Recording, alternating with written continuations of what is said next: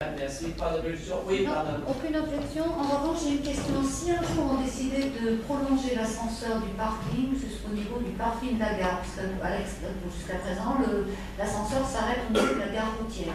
Et une personne handicapée est obligée de faire tout le tour par l'avenue du Général de Gaulle. Voilà. Si on décidait de remonter d'un étage, est-ce que ça serait budget parking ou budget ville? Ce serait, de toute façon, ce serait à l'intérieur du budget du parc de stationnement, mais c'est nous qui abondons. Oui, ça fait partie de ce qui est. Oui, c'est nous, quand on met l'ouvrage, là, on met l'impôt. Ça serait bien d'y penser un jour avec le fameux 300 000. On n'a pas d'explication. On ne sait pas ce que vous avez fait des 300 000 l'année dernière et on ne sait pas ce que vous avez prévu des 300 000 de cette année. Sur les équipements. Sur la mise en accessibilité. Madame Barros, il y a une cours. Oui, alors, je voudrais dire au passage, je comprends parfaitement qu'on puisse y penser, mais ce n'est pas les 300 000 que l'on met chaque année sur l'hiver travaux qui, pour casser la sortie de l'ascenseur et la faire monter encore d'un étage jusqu'au niveau de la gare ferroviaire, mais je vois exactement ce que vous voulez dire, à mon avis, ça coûtera bonbon. Hein, ça, alors là, parce que reprendre des structures. Ah oui, là, mais bon, je comprends. On avait soldé, directement, on avait chiffré l'ensemble des d'adaptation des équipements, de tout ce qu'on devait faire pour les handicapés, à 8 millions d'euros. 8 millions d'euros. Donc c'est le plan quinquennal en 5 ans, en 6 ans, en 7 ans, en 10 ans. Hein, parce que c'est lourd. Hein. Bien. Mais non, pas d'objection adoptée. Alors maintenant, j'en viens. Monsieur Tassin, dites-nous ce que nous avons acheté. Les acquisitions et cessions immobilières en 2014, ça sera rapide, puisque en acquisition, la ville de Médin-Lafitte n'a rien acheté, la Sarri non plus. En cession, la ville de Médin-Lafitte a réalisé une cession foncière dans le cadre du Monde Sévigné, cession à mer au profit de M. Dez et deux lots pour un total de 418 244. D'ailleurs, j'interroge Véronique, c'était le deuxième lot, ça? C'était le premier lot, ça? D'accord. Donc voilà, en ce qui concerne par contre la Sarri n'a rien cédé, donc nous demandons de prendre acte de ces opérations. Alors ça, si on prend acte, voilà, c'est une information du Conseil. Point 23, chiffre main, M. Giraud soi-même. Je vous propose de mettre en chiffre commun 23, 24, 25, puisque ce sont des contrats d'objectifs les conventions que nous signons tous les ans avec le rugby, l'USML et puis le football. Donc, convention que la ville signe ensuite. Comme de nouvellement. Cela d'autant plus que. Oui, je vous passe la parole. Cela d'autant plus que nous dépassons un certain nombre de niveaux de subvention. C'est ça? Combien? 23 000 euros. Au-dessus de 23 000 euros, nous sommes obligés de passer ça. Monsieur, allez-y. Oui, concernant la subvention pour le rugby, nous avons un point en fait, c'est-à-dire que les scolaires qui font du rugby, ça se passe ou alors à Poissy ou alors à Saint-Germain.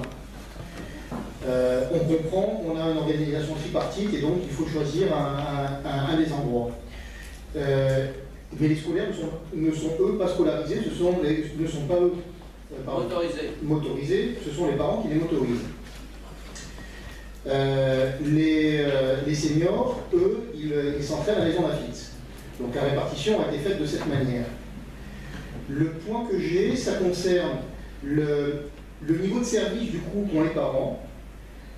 Beaucoup de parents, mais j'en fais également partie, mais c'est un point qui m'a été remonté plusieurs fois, disent qu'on n'inscrit pas les enfants au rugby parce que c'est trop compliqué la logistique à gérer pour pouvoir changer de ville.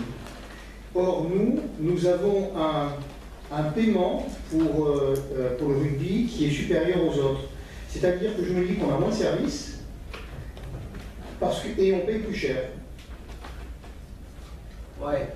Alors, M. Giraud et Mme Baron. C'est vrai qu'aujourd'hui, l'école de rugby est à Saint-Jean-Morlaix au Vendée-Globe. C'est comme ça depuis. Pardon? Depuis le début de la convention. Nous, on a effectivement l'équipe première. Je suis en train de voir avec l'équipe de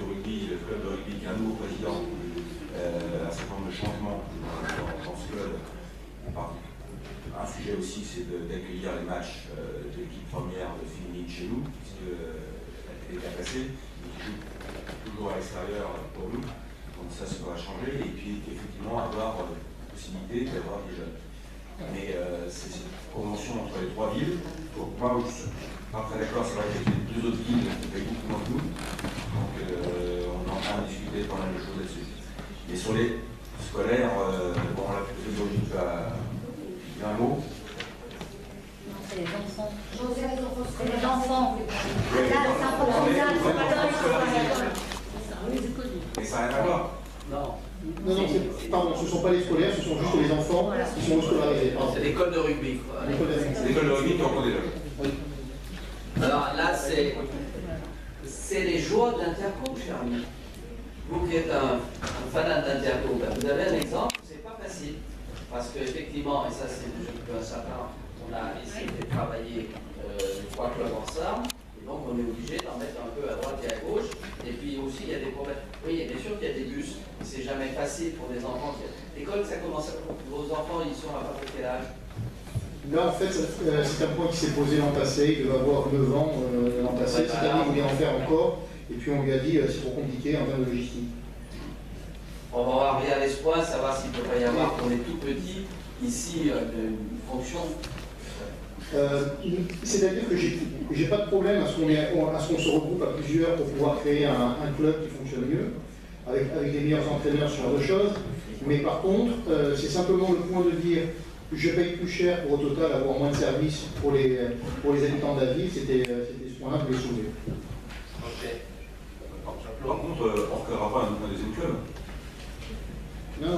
C'est ce que j'ai cru comprendre. Non. Si, après. Précise. Non, il ne s'agit surtout pas de faire un deuxième club. Ça va très bien qu'il y ait un club qui fasse 3 villes.